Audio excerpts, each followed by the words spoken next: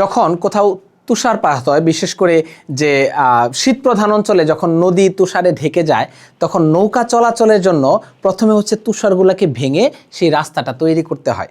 তো এই যে তুষার ভেঙে রাস্তা তৈরি করা, এই জায়গা থেকে, এই স্টোরি এবং এই ঘটনা থেকে একটি ইডিয়ম আমরা ইংরেজি ভাষা পাই, সেটা হচ্ছে ব্রেক দ্য আইস, অর্থাৎ যেটা হচ্ছে বরফগুলিকে ভেঙে ফেলা।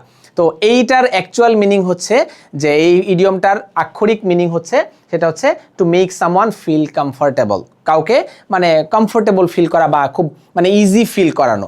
অর্থাৎ আমরা কোনো একটা রুমে আছি, অনেকজন বসে আছে, অপরিচিত মানুষ, কেউ কারোর সাথে কথা বলছি না।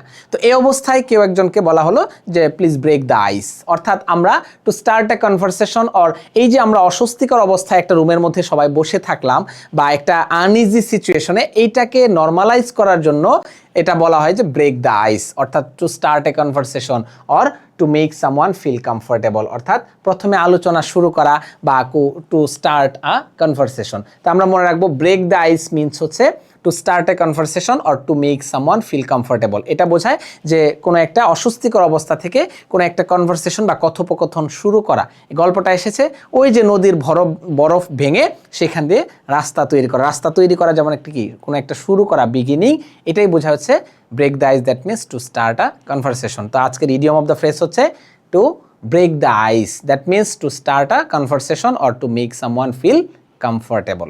থ্যাংক ইউ এভরিওয়ান, আল্লাহ হাফেজ, আসসালামু আলাইকুম ওয়া রাহমাতুল্লাহি ওয়া বারাকাতুহু।